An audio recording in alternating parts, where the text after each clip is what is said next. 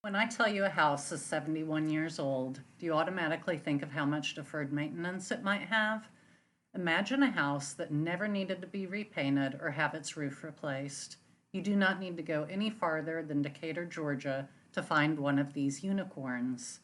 The Neville and Helen Farmer House, located at 513 Drexel Avenue in Decatur, was erected in the fall of 1949. Their one-story side-gabled house from the Lustron Corporation had just under 1,100 square feet of living space. They paid $10,000 for the house and lived in it for 20 years. 22 Lustron houses were built in Georgia, with 10 of those in the Atlanta area. This video includes images of Lustron houses from all over the country. A Lustron house was erected on the new owner's lot, which needed to have the site work and concrete slab completed. Some other expenses not included in the purchase price were plumbing, electrical, water, sewer, gas, and landscaping. It usually took a contractor 2 weeks to complete the house. Although often referred to as a ranch house, it has much in common with the American small house, and these two types did overlap in the 1950s. Like the American small house, the Lustron house is compact, one-story, and has little wasted space on the interior. The small house usually contained 4 to 6 rooms, had very small hallways, and might have a small porch. The Lustron house does not have a well-defined architectural style, while the American small house was built in a variety of styles. Its conventional design was meant to have broad popular appeal, but it was panned by architectural critics of the time. While it is a plain house, it still shines with modernity. It was innovative in the materials and production, just not in its aesthetic design. The farmers chose the Westchester Deluxe model, which had 2 bedrooms, upgrades, and built-in furniture. Nearly every part of this house is steel covered in enamel. The interior and exterior walls, the ceilings, and the built-in furniture. Only the flooring was the choice of the buyer. 4 non-fading exterior colors were available. The farmer's house was maize yellow. Buyers could also select desert tan, dove gray, or surf blue. The interiors were a combination of maize yellow or dove gray panels in various shapes. The windows are all aluminum, and the small bay window in the living room was part of the deluxe package. Even the tiles on the low-pitched roof are steel and covered in brown porcelain. The main entrance to the house is reached by a small integral porch, which features the only real flourish, a zigzag trellis. Following the deprivation and sacrifice of the Great Depression and World War II, people in the United States looked for an optimistic future. Mass-produced housing seemed like a component to a brighter life.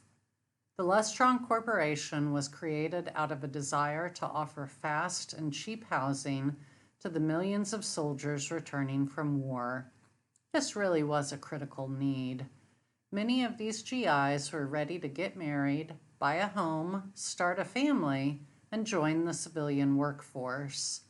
President Truman saw an opportunity to help the economy and address the housing shortage through a new industry, prefabricated housing.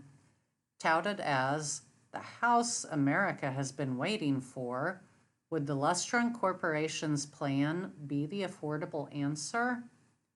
Unfortunately, not all returning GIs had the same access to the Lustron vision. Contributing to institutionalized racism, the federal government began to formally segregate American housing with the New Deal. It was primarily done by refusing to insure mortgages in and near African American neighborhoods, also known as redlining. This meant that Black Americans were excluded from the housing benefits of the GI Bill. The GI Bill did not explicitly exclude Black soldiers from housing benefits, but the Federal Housing Administration did. In this way, Black Americans were also excluded from gaining wealth through increasing home values across decades. Reflecting this time period, African Americans were not featured in any Lustron advertising. A Lustron house was made out of 12 tons of steel and 1 ton of enamel. The factory in Columbus, Ohio, mass-produced about 3,300 parts per home. The prefab parts were numbered and shipped partially intact on trucks. The house came with assembly instructions, but this was usually done by a contractor. And if this is sounding like an advanced IKEA project to you, you should know that the entire operation was the brainchild of a Swedish-born inventor, Carl Strandland. He had come to the United States with his parents when he was only 4 years old, but had become a successful businessman. A great part of the appeal was reduced maintenance. Since the exterior and interior finishes were baked on, you would never need to paint and could even clean it with a hose. This corrosion-resistant surface was promoted as immune to decay, rust, rodents, and fire, and it would not be eaten by termites. However, rust can actually occur if the porcelain coating is damaged, which exposes the steel to moisture. These houses really were designed with innovative amenities, but some of these ideas did not work. The space efficiency in this tight little house might again remind you of an IKEA showroom. Ample storage was achieved in the Westchester Deluxe, which had 5 closets. Plus, the master bedroom had an entire wall for storage. A centered built-in vanity was flanked by vertical closets. Above that, you had 12 linear feet of overhead storage.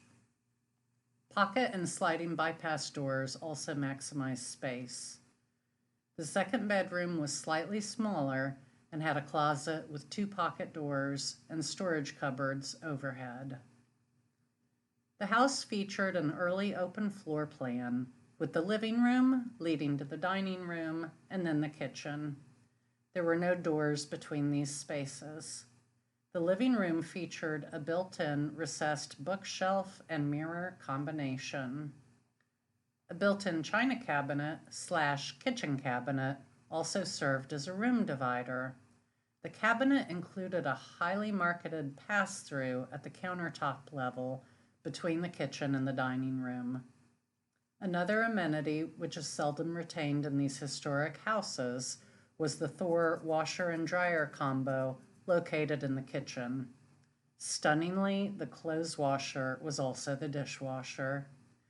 And finally, the house included a decent-sized utility room, which contained the home heating unit, the water heater, and utilities. The lady of the house could choose to keep her ironer, her freezer, or other appliances in there. There was 1 bathroom for the house. Early marketing materials advertised that it came with a built-in chest of drawers with a smooth work area on top as an added feature. One big design flaw was that the heating system was designed to transmit radiant heat from the ceiling. It was not a standard furnace. However, since heat rises, this idea did not work well and received complaints from consumers. Another drawback was inflexibility of the steel and the design of the house. The homes were hard to renovate and repair, and customization was not an option. And then there were the minor inconveniences. For instance, you can only attach things to the walls by using strong magnets, unless you purchased a picture hanging kit before 1950. You also could not change interior or exterior colors. The invention and creation of the Lustron house combined so many mid-century trends. The houses and the production would be streamlined. America's middle class was focusing on leisure activities, family time, and carefree living, pursuits that would be enhanced by inexpensive, maintenance-free housing. With so much promise, why aren't there entire neighborhoods of the steel and porcelain house of the future that you could order through a franchise dealership, just like a car? In 1947, the Lustron Corporation leased a former wartime airplane plant from the United States government. The Ohio plant was designed to use assembly line methods similar to those of the automobile industry. Over the course of about 3 years, the Lustron Corporation received about $37.5 million in government loans.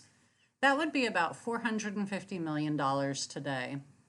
Lustron declared bankruptcy in 1950 and the plant closed in 1951.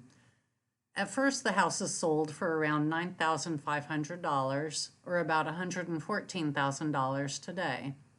As mentioned, this did not include the required infrastructure to finish the house. The price was approaching $11,000 by the time the company went bankrupt, while a traditional frame house of the same size and character sold for around $8,000 to $10,000 without requiring infrastructure work. So these were not as affordable as Strandland had planned. The rising price tag was due to the high demand for steel and the increasing transportation costs. This also meant that an exact purchase price was hard to quote to the consumer. The company never reached their goal of manufacturing 100 houses a day. Production peaked at about 27 houses a day in 1949, and they were losing about $500,000 each month. By the time production shut down, only 2,498 homes were ever erected.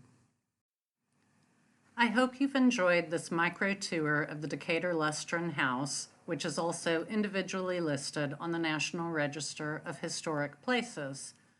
Please stay in touch with the DeKalb History Center by subscribing to our YouTube channel, becoming a member, or liking us on Facebook.